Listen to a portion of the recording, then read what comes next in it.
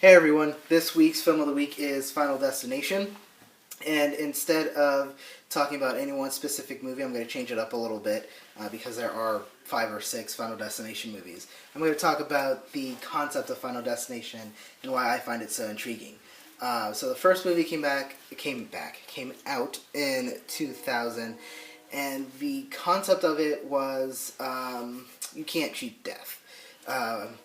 And you had this kid that was going on, he was a high school senior, I think, senior class trip. They were going to France, and they get on the plane. Suddenly he has this premonition that the plane's going to explode. He freaks out, gets a bunch of people off, and then they survive. The plane actually explodes, and then after, they have their memorial, they start dying off one by one. And then Final Destination number 2, same concept, just different cast. Final Destination number 3, 4, 5, it's all the same plot. But why I like the Final Destination movies is because the writers and the creators thought outside the box for this horror film. And I'm all about thinking outside the box, thinking of something new and innovative and something really out there. And that's what they did. They didn't need to they can continue doing Final Destination movies, till I'm 50 years old, and they're all going to be different because they don't have to think of a way to bring back their villain, because their villain is death, and I think that's really cool. Because, don't get me wrong, I do love the Jason movies, Friday the 13th. I do love all the Nightmare on Elm Street movies. Halloween, again, those are really good movies, and I'm not denying they weren't outside the box.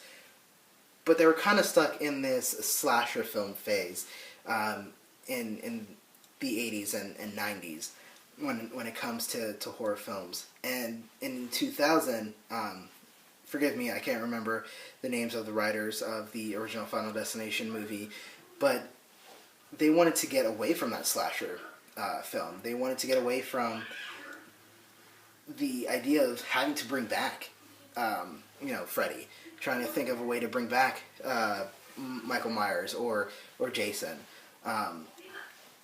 because you don't have to. You don't have to because you don't have like a physical villain.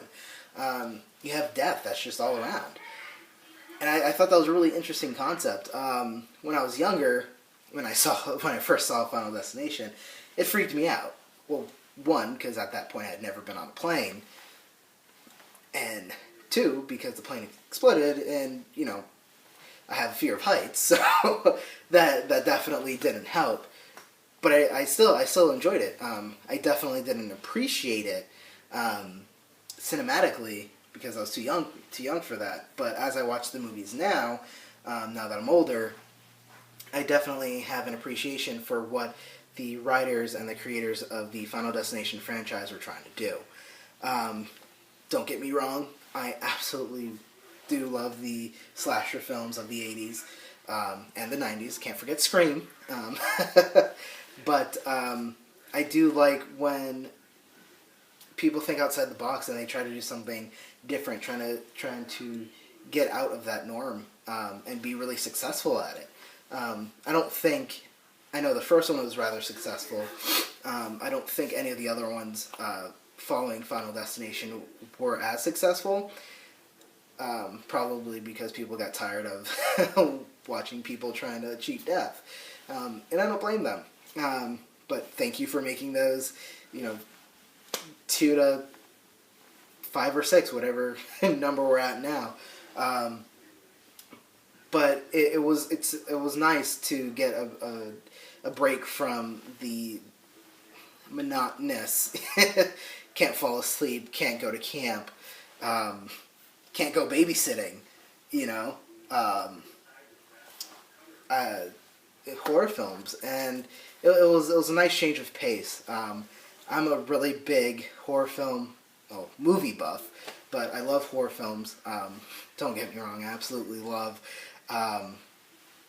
all types of horror films, psychological thrillers. I really love those. I really thought Final Destinations idea and concept was brilliant for its time. Gosh, man, it's been 18 years since that first movie came out, and it seems like it was just yesterday. So there you have it. Your film of the week is Final Destination. Thank you so much for tuning in. I hope you enjoyed this video as much as I enjoyed making it for you.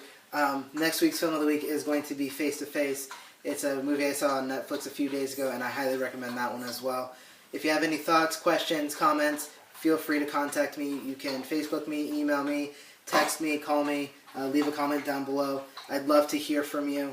Be sure to check out the rest of the videos that I'm going to be posting this week. Have a good one, guys.